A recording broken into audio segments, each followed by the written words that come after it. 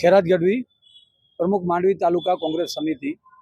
આજે કોઈ અમે અહીંયા કોઈ રાજકારણની રીતે કે કોઈ એવી રીતે આવ્યા નથી, પણ રાજકોટની જે ગંભીર ઘટના છે, તમે ટીવીમાં દ્રશ્યો જોઈ રહ્યા છો કે એના વડીલો, એના જે કુટુંબીજનો જે આક્રાંત કરતા હતા, તો એના ભાગીદાર કોણ, એના માટે જવાબદાર કોણ, અને કોઈ આ પ્રકરણમાં જવાબદારી લેતો નથી। અને આ પ્રકરણમાં કોઈ ઘણા એવા પ્રકરણો બનાવો બની ગયા છે, એમાં કોઈ સરકારે આમાં ધડો લીધો નથી અને છાસવારે આવા બનાવો બનતા આવે છે અને મામૂલી જે જિંદગી, માનવ જિંદગી છે એ હોમાતી જાય છે અને થોડા દી રહી અને બધું પ્રકરણ પૂરું થઈ જાય છે, પણ એના ઉપર કોઈ એક્શન લેવામાં આવતું નથી। તમે જોઈ શકો છો કે મોરબીમાં જે દુર્ઘટના બની, એના માણસો અત્યારે બહારે ફરી રહ્યા છે કે અહીંયા કોઈ પણ તમે આવો ગેરકાનૂની કામ કરી નાખો, પણ એના ઉપર કોઈ એક્શન લેવામાં આવતા નથી।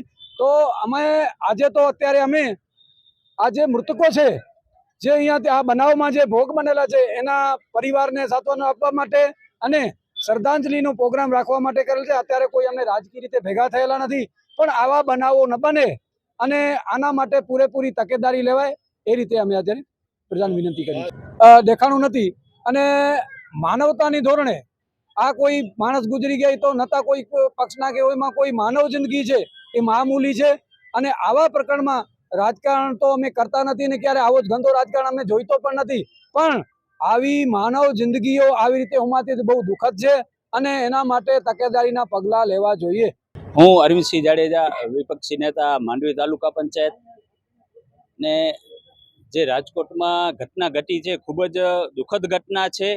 નાના બાળકો જે ગુજરી ગયા છે, એના પરિવારજનો ઉપર શું વીતતી હશે આપણે જોઈ શકીએ કે જેની લાશ પણ DNA થી ખબર પડે કે આ કોની લાશ છે, એવી રીતે બરી ગયા છે, જેમાં લોહીનો એક ટીપોય નથી રહ્યો। એટલે કેવી ખૂબ જ દુઃખદ ઘટના।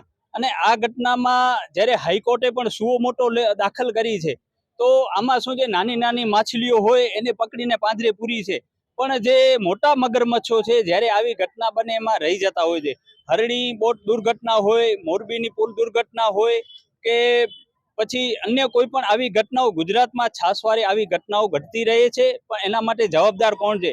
ખરેખર તો જે પણ વહીવટી તંત્રના અધિકારીઓ છે, જે પણ સરકારમાં બેઠેલા લોકો છે, આ લોકો પણ જવાબદાર છે।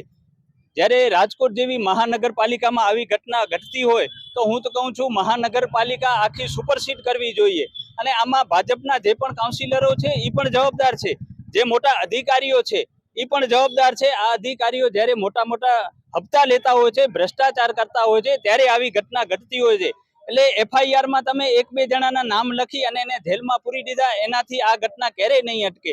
ગુજરાતમાં જો આવી ઘટનાઓ અટકાવી હશે તો જે પણ મોટા અધિકારીઓ છે, IPS ઓફિસર હોય કે બીજા કોઈ મોટા ઓફિસર હોય કે પછી મહાનગરપાલિકાના મેયર હોય, એની સામે તમે નામજોગ ફરિયાદ દાખલ કરો અને એને પાંજરે પૂરશો તો જ થશે।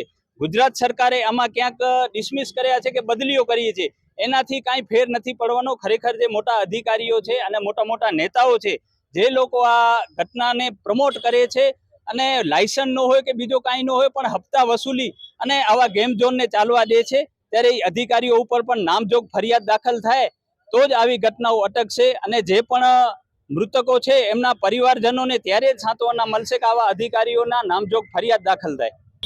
આદમ સદીક થઈમ, વિપક્ષ નેતા, માંડવી નગરપાલિકા। આજે કોંગ્રેસ તરફથી માંડવી શહેરના જે પણ માણસો અહીંયા શાતક દેવા આવ્યા છે, જેટલા માણસો રાજકોટમાં જે બનાવ બન્યો છે એ બહુ ભયંકર બનાવ હતો।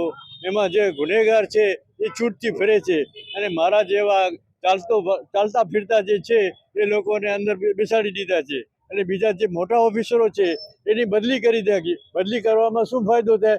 એ લોકોને FIR પાડવી જોઈએ, એ લોકોને સરિયાની પાછળ બેસાડવો જોઈએ, કારણ કે આવી રીતે જો મોરબીમાં થયો છે પુલ દુર્ઘટના અને આપણા વડોદરામાં જે થયો છે, એમાં કોઈ પણ ગુનેગાર જે સાચા ગુનેગાર છે એ આરામથી ફરે છે અને એના ઉપર કોઈ કાર્યવાહી કરવામાં આવતી નથી। અને આ પણ રાજકોટનો બનાવ કેવો છે, જેમાં કોઈ પોતાની લાશ કેની લાશ છે એ ઓળખી નથી શકતા, તે છતાં પણ એ લોકોએ એના માવિત્રોને ઉપર શું વસ્તુ હશે એનું, પણ આ લોકો જે છે 2-4 પટાવાળા હોય કે ચોકીદાર હોય એને પકડી અને જેલમાં નાખી જે મોટા માથા છે જે લોકોએ આ કાર્યકર કરે છે તેમાં એને બદલી એના ઉપર કાર્યવાહી કરવી જોઈએ અને એને શ્રીયાની પાછળ ધકેલો દેવું જોઈએ, જેથી આજના આવો બનાવ ન બને એવી અમારી કોંગ્રેસ પક્ષ તરફથી રજૂઆત છે સરકારને.